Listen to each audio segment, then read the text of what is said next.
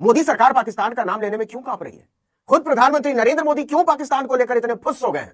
ऐसे ही नहीं लाल किला धमाके में पाकिस्तान का नाम लेने में मोदी की जुबान कटकर गिर गई है। यह रिपोर्ट देख रहे हैं आप। इस रिपोर्ट ने मोदी सरकार के तोते उड़ा दिए।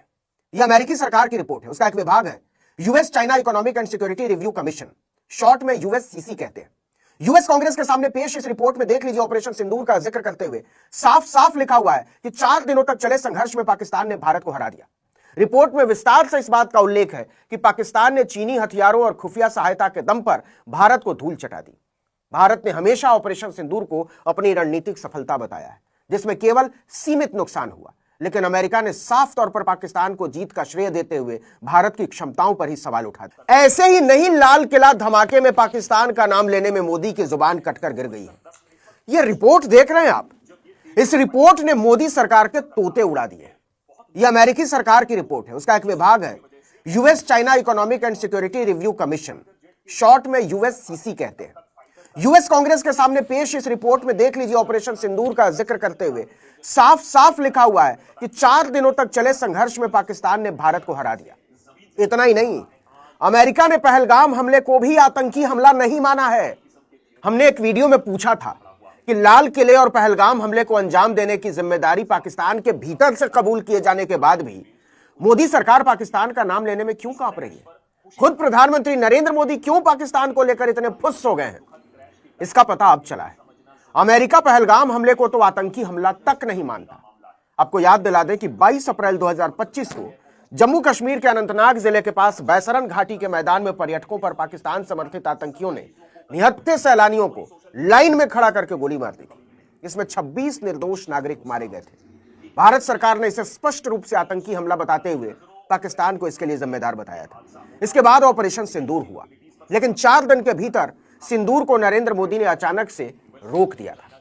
अब अमेरिकी कांग्रेस की तरफ से गठित US China economic and security review commission की ताजा सालाना रिपोर्ट ने भारत सरकार के ऑपरेशन सिंदूर और पहलगाम आतंकी हमले से जुड़े दावों को पतंग बनाकर हवा में उड़ा दिया है। लगभग 800 पन्नों की इस रिपोर्ट में पहलगाम हमले को विद्रोही हमला करार दिया गया है, इंसर्जेंट अटैक। यह बिल्कुल वही शब्द है जो इस हमले के बाद पाकिस्तान ने इस्तेमाल किया था, आंतरिक विद्रोही। मतलब पहलगाम को लेकर पाकिस्तान को कटघरे में खड़ा करने की मोदी सरकार की कोशिशें मिट्टी में मिल चुकी हैं। लेकिन बात इतनी ही नहीं है। मोदी सरकार की और मिट्टी पलीद करते हुए अमेरिका ने 4 दिनों के सैन्य संघर्ष पाकिस्तान के साथ, जिसे मोदी ने ऑपरेशन सिंदूर का नाम दिया था, उसमें पाकिस्तान को विजेता बता दिया है। यह रिपोर्ट जो है प्रधानमंत्री नरेंद्र मोदी के उन बयानों को चुनौती देती है जिसमें उन्होंने ऑपरेशन सिंदूर को भारत की निर्णायक जीत बताया था। विपक्ष ने इसे सरकार की कूटनीतिक विफलता करार देते हुए अमेरिका के सामने विरोध दर्ज कराने की मांग की है। अमेरिकी रिपोर्ट में साफ साफ लिखा है कि 4 दिवसीय संघर्ष में भारत पर पाकिस्तान की सैन्य सफलता ने चीनी हथियारों का प्रदर्शन किया। रिपोर्ट में विस्तार से इस बात का उल्लेख है कि पाकिस्तान ने चीनी हथियारों और खुफिया सहायता के दम पर भारत को धूल चटा दी। भारत ने हमेशा ऑपरेशन सिंदूर को अपनी रणनीतिक सफलता बताया है, जिसमें केवल सीमित नुकसान हुआ, लेकिन अमेरिका ने साफ तौर पर पाकिस्तान को जीत का श्रेय देते हुए भारत की क्षमताओं पर ही सवाल उठा दिए हैं। यूएससीसी का कहना है कि चीन ने भारत पाकिस्तान युद्ध का इस्तेमाल अपने आधुनिक हथियारों को लाइव वॉर में टेस्ट करने और दुनिया को दिखाने के लिए किया है। वहीं लड़ाई के बाद दुनिया भर में चीनी दूतावासों ने अपने हथियारों की तारीफ में कैंपेन चलाया और कहा कि पाकिस्तान ने उन्हीं के इस्तेमाल से भारतीय लड़ाकू विमानों को मार गिराया। आपको याद दिला दें कि भारत पाकिस्तान संघर्ष के 5 महीने बाद चीन ने इंडोनेशिया को 75,000 करोड़ रुपए में 42 J-10C फाइटर जेट बेचने की डील की थी। इस रिपोर्ट के बाद मोदी सरकार एक बार फिर से विदेश नीति के मामले में बहुत अधकचरी और कमजोर नजर आ रही है। सच कहें तो इस रिपोर्ट ने विश्व के सामने नरेंद्र मोदी की कलई खोल दी है कि दुनिया में उनकी साख क्या है। बीजेपी और संघ का पालतू मीडिया ब्रिगेड अक्सर उनके विदेश दौरों के दौरान भाड़े के कुछ कलाकारों को रोते गाते चीखते मोदी को देवता बताते हुए पेश करता है। ऐसे दिखाता है जैसे दुनिया भर के नेता मोदी की सलाह लेने के लिए मरे जा रहे हैं और उनके लिए पलक पावड़े बिछाए रहते हैं। लेकिन अमेरिकी रिपोर्ट ने एक बार फिर से इसे बेनकाब कर दिया है। कांग्रेस महासचिव जयराम रमेश ने इस रिपोर्ट का विरोध करते हुए इस पर सवाल उठाया। उन्होंने कहा कि क्या प्रधानमंत्री खुद और विदेश मंत्रालय इस पर अपनी आपत्ति दर्ज कराएंगे, विरोध जताएंगे।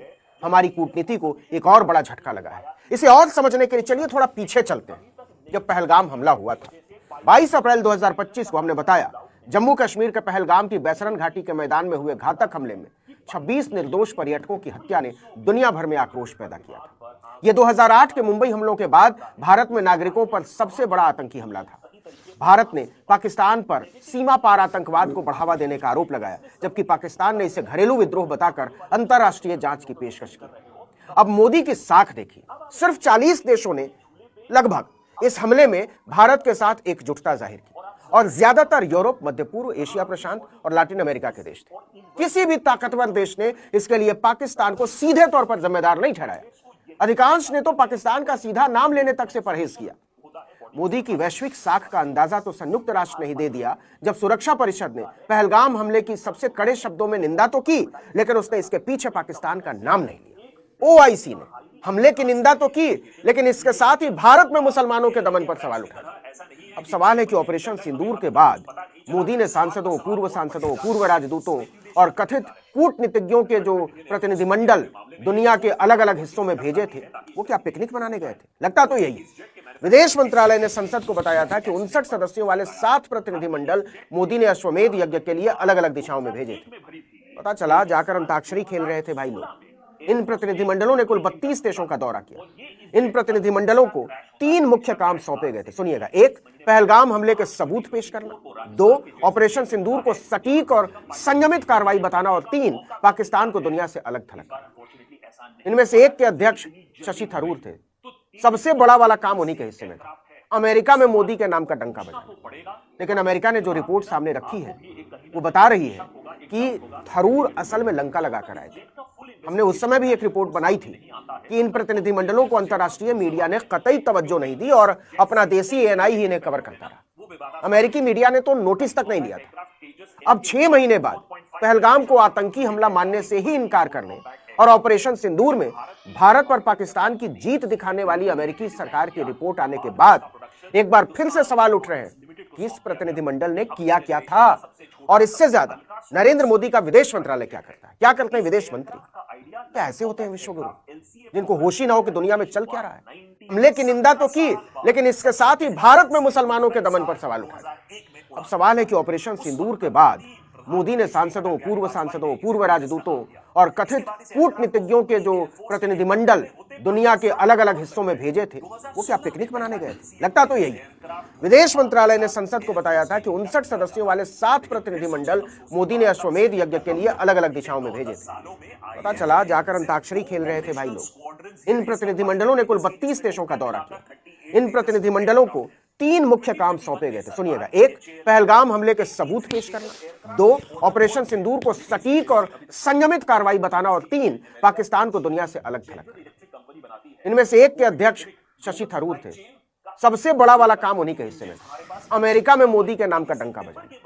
लेकिन अमेरिका ने जो रिपोर्ट सामने रखी है वो बता रही है कि थरूर असल में लंका लगाकर आए थे। हमने उस समय भी एक रिपोर्ट बनाई थी कि इन प्रतिनिधिमंडलों को अंतर्राष्ट्रीय मीडिया ने कतई तवज्जो नहीं दी और अपना देसी एएनआई ही इन्हें कवर करता रहा। अमेरिकी मीडिया ने तो नोटिस तक नहीं लिया था। अब 6 महीने बाद पहलगाम को आतंकी हमला मानने से ही इनकार करने और ऑपरेशन सिंदूर में भारत पर पाकिस्तान की जीत दिखाने वाली अमेरिकी सरकार की रिपोर्ट आने के बाद एक बार फिर से सवाल उठ रहे हैं कि इस प्रतिनिधिमंडल ने किया क्या था, और इससे ज्यादा नरेंद्र मोदी का विदेश मंत्रालय क्या करता है? क्या करते हैं विदेश मंत्री? क्या ऐसे होते हैं विश्वगुरु जिनको होश ही ना हो कि दुनिया में चल क्या रहा है?